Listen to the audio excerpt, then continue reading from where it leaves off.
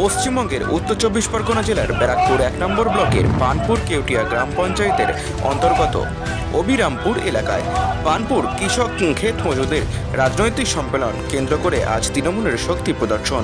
আর সেখান থেকে সাংবাদিকের মুখোমুখি হয়ে জগদ্দল বিধানসভার বিধায়ক সোমনাথ শ্যাম মহাশয় জানান, দিল্লির গদি এবার নড়বেই।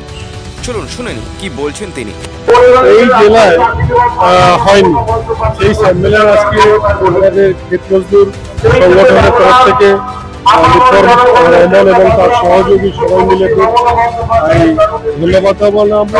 আমাদের এই অঞ্চলে বিজয় ঘোষ, জিন্না, আজউদ্দিন এরা সবাই মিলে যেভাবে প্রোগ্রামটাকে করেছে, হাজারে হাজার মানুষ উপস্থিত হয়েছে, অত্যন্ত শুভেচ্ছা জানিয়ে এবং মানুষদের উপকারে সব ক্ষেত মজদুর যারা আছেন ভাইরা তাদের পরিবারদের সবাইকে এক জায়গায় করতে পেরেছে, এই জন্য তাদের ধন্যবাদ জানাই।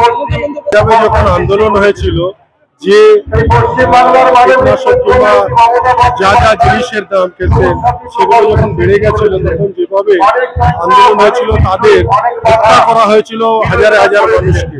তো সেইভাবে আজকে মমতা বন্দ্যোপাধ্যায় প্রত্যেকটি মানুষের পাশে দাঁড়িয়ে একটা মানুষের প্রাকৃতিক দুর্যোগে যদি মারা যায় তার পাশে 2 লক্ষ টাকা দেওয়া হয় সবাইকে।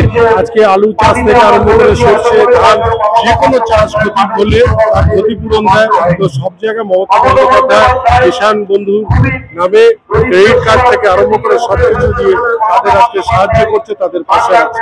তাই মাননীয় মুখ্যমন্ত্রী মমতা বন্দ্যোপাধ্যায়কে ধন্যবাদ জানাই।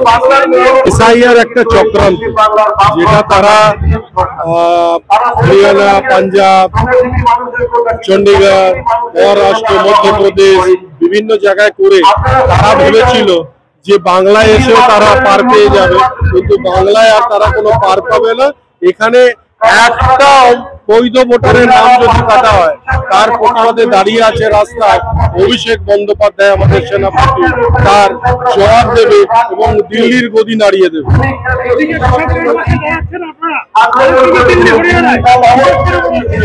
বললাম, হত্যা করা হয়েছিল শয়ে শয়ে মানুষকে, ট্রাক্টর চড়িয়ে দেওয়া হয়েছিল, গাড়ি চড়িয়ে দেওয়া হয়েছিল, তার এখনো কোনো বিচার হয়নি। এই বিচারের জন্যই এই কেন্দ্র সরকার আগামী দিন এর ফল ভোগ করবে।